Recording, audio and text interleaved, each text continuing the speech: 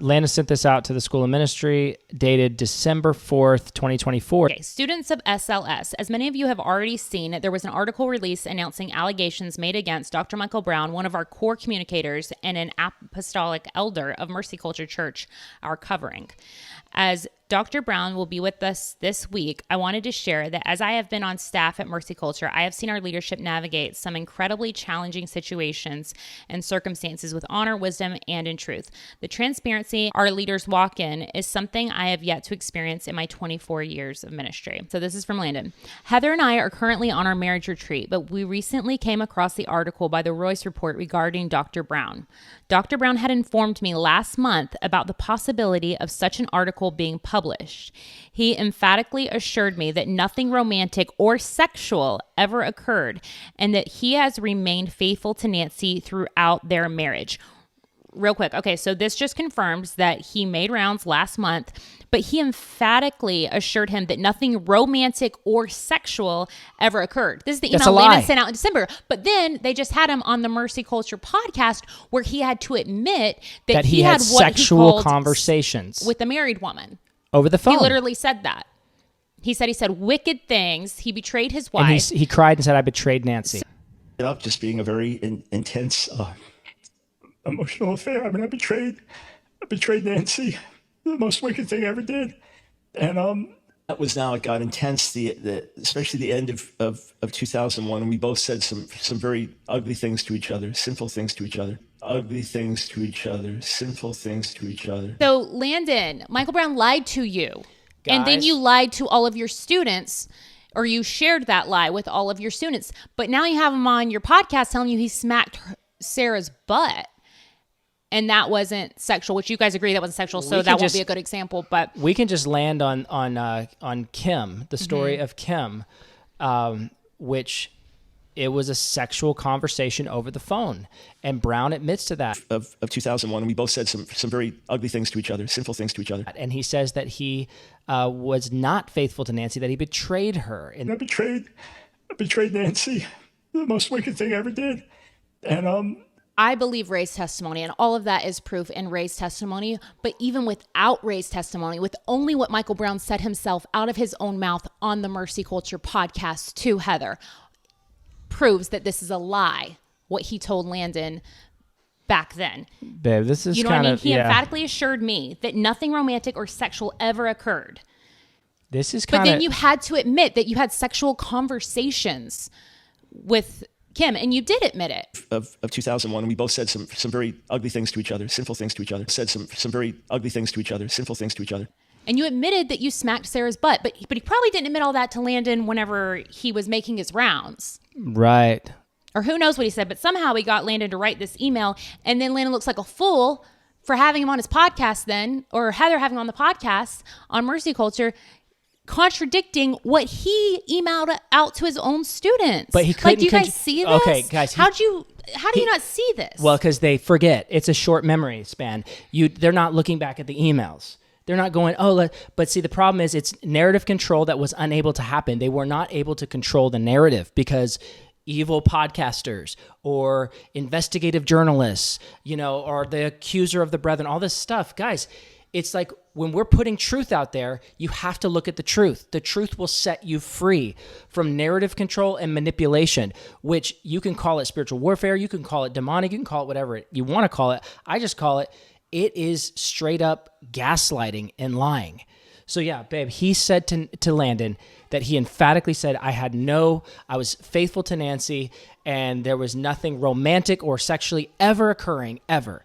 And then on the podcast, months later, because he could not control the narrative, he couldn't control the narrative anymore. Now he's got to go on this 3.5-hour podcast and sit there and admit in tears. How you have to cry and admit that you're like wailing on the floor for months and you didn't think Nancy would ever forgive you. Forgive you for what? You literally said on the podcast. So this is pretty mind-blowing. And if we seem a little heated, it's because sometimes in the midst of doing this live or like while we're doing it right there, the lights come on and we're like, oh my gosh, another lie. This email was sent to me months ago and I'm just now rereading it. But in light of all this, seeing it, and I'm like, after the podcast that he just did, and I'm like, oh wow. It says, okay, there is a group of deconstructionists that has been targeting him. No, Chris Bennett is not a deconstructionist, guys. Chris Bennett was one of the ones who privately confronted Brown in 2020. Chris Bennett is not a deconstructionist. He loves the Lord. He's a charismatic believer in Jesus Christ. He loves Jesus. Faithful husband, faithful father. And in fact, the reason why he confronted Brown in 2020 is because now that he's the same age as Brown was when Brown was doing these things, he realized that a faithful husband and a faithful father doesn't hold hands with women that are not his wife. And this is what made Chris Bennett reach out and confront. And it also made him reach out to Sarah Monk and say, what else happened? 2001, 2002, I was driving back. It was myself, Mike Brown, Sarah, and then 2 other grads that were in the vehicle with me. I looked down into the front seat and I see them holding hands. And I was shocked, kind of stunned. I didn't know, my brain is kind of short-circuiting. At some point, Mike Brown held the hands up and said, it's okay for me to do this because I treat Sarah like a daughter. It wasn't until I got closer to the age to Mike Brown, so maybe late 30s or so, where I started to think about it and reflect on it a little bit more and realize, wait a second, there's no way I could hold hands with a young woman half my age, no matter what how I characterize the relationship. Yeah. Father, daughter, whatever. So it's not a deconstructionist that did this. Like, this is mind-blowing manipulation. Mm-hmm. It's been targeting him for years. Some of these individuals have resurfaced with a new wave of accusations dating back over 20 years. Guys, none of the accusations have been legitimately debunked. None of them have. The only difference is Mike Brown finally admitted to slapping her on the butt when he denied it initially. Guys, the more that it pushes, the more he has to admit. Even this thing saying that some of these individuals have resurfaced with a new wave of accusations dating back over 20 years. You're right. Accusations. At least he didn't call them false accusations because Michael Brown had to admit to most of them on your podcast. On your podcast, he admitted to them. You know what he didn't admit to? The lips kissing with Sarah Monk. He didn't admit to that. But if you've lied for 20 years and you have an entire witness report of 150 pages of people who are your friends, your coworkers, your acquaintances, sharing their stories of how you lied to them, then no, sorry, we don't believe that what you're saying. We're going to take her word over yours. Yeah, because there's too many lies that you finally had to admit when things became public. So back to this letter. Some of these individuals have resurfaced with new wave that, fortunately, it appears Julie Royce has made it her mission to discredit the Spirit-filled church. That's not correct. Did you know that she also reports on the SBC? She also reports on people that are total cessationists. So no, don't turn this into something it's not, dude. Don't turn this into something it's not. They're doing their character assassination that they love to do. So everybody will just discredit Julie Royce and not listen to anything she says and think it's all lies, which now, again, it has come out that it was true. Yeah. From Michael Brown's mouth, it was true. So you can call her whatever you want, but Michael Brown had to admit that it was all true. So you look like an idiot. And look at this here. He says, I sense in my spirit that we are in a season of the accuser of the brethren. While God is indeed exposing sin in the church, okay, well, thank you for admitting that. But it's funny because he's like, God is exposing, but this is not that. Mm-hmm. Yeah, and this was months before what came out in the Firefly report that said it was all legitimate. The enemy seeks to uproot the wheat along with the tares. As Matthew 13 says, we must discern wisely. The enemy aims to foster a cancel culture, but God calls us to embrace a mercy culture. It preaches well, dude. It preaches well, but this is not true, okay? Mercy is to make Michael Brown sit down because that's what you do to an elder that's not been faithful and that's lied to you and tried to control the narrative and done all these things that are clearly, we've laid out right here. That's not mercy. Mercy would be to make him sit down, to call the body of... And it's not like you guys have any authority over Mike Brown, but apparently... But you can have him not be one of your, whatever they're called, communicators for your school of 20-year-olds. And if you're in that school, but if I was in that school and I was a female, I would be out. Yes. If I was in that school and I was a male, I'd be like... If I was an 18, 19, 20-year-old male in that school, I'd be like, huh... Depends what kind of guy you are. Some guys are happy to be there now because they know they can go around smacking butts and it won't be sexual and they won't get in trouble for it. And they might even get to be a leader in the church. It's true. Depends what kind of guy you are. So he says, we stand with him and we are, okay, Dr. Brown is a godly man who, with decades of faithful ministry, we stand with him and are in touch regularly. We will keep the team updated on any new developments. Please pray, seek the Father's heart, and partner with his thoughts and intentions. So what he's saying is that God's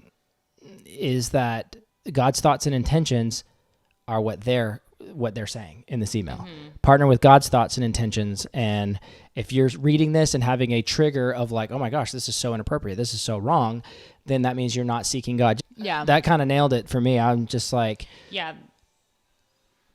2024, November 2024, Mike Winger picture with Michael Brown. They're together, and Mike Winger comes out later and says, yeah, Mike Brown wanted a picture with me, and he wanted to tell me his side of the story and all this stuff, and tell me that Sarah was going through therapy to make her remember things that didn't exist. And then Mike Winger says that was all a lie. He was prepping the narrative for the article. He was going around. He was like on a tour to recruit pastors to cover for him. Yep. And it worked with Landon, and that's what we're watching happen. That's what we're watching. Then 1 week later, an email gets sent to the students at Mercy Culture saying, Michael Brown assured us that nothing romantic nor sexual ever happened. This is December 4th. Michael Brown said these words to Landon Schott. Landon Schott said these words to his student. Fast forward, May of 2025. Is that the same story out of Michael Brown's mouth? Up just being a very intense, emotional affair. I mean, I betrayed Nancy, the most wicked thing I ever did, and it got intense. Especially the end of 2001, we both said some very ugly things to each other, sinful things to each other. Or did the man change his story? Did he lie, or did he omit truth in any way, shape, or form? You know, I just realized why they were so bent out of shape that we have this email. Because this is why. Because I was thinking whenever they're like, somebody told us they were like on staff frantically trying to figure out who leaked this, who's sending them stuff, who's sending them our internal emails, who's finding this out. And I'm like, why do they care? Like, if this is what you really believe and like what you think and how you want to defend him, why don't you post it on social media? Why don't you make it public for everyone to read if you really believe it? But you didn't want us to read it because then you just did an entire 3-hour podcast debunking your own email. So dang. Now, this is something that I have to say that you just pointed out. They were freaked out when they heard that we had this email. Well, I heard just this week in a conversation with someone that when this email was mentioned on our podcast about 3 or 4 weeks ago, they were frantic to find out who. They were reaching out, who, like, who did this, who leaked it. And I'm thinking to myself, and I said this to you earlier today, I'm like, why were they like that? Like, why? Like, if a communication to a bunch of students goes out, and you have to freak out that it could be made public, what are you saying in there that's not okay to say? Something is not right with Mercy Culture. Something is not right with Landon and Heather Schott.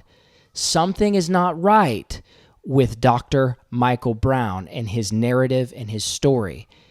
And something's not right in the body of Christ when we accept this type of behavior and this type of communication. And we're no longer going to do it. Wake up and win. Wake up and win. Wake up.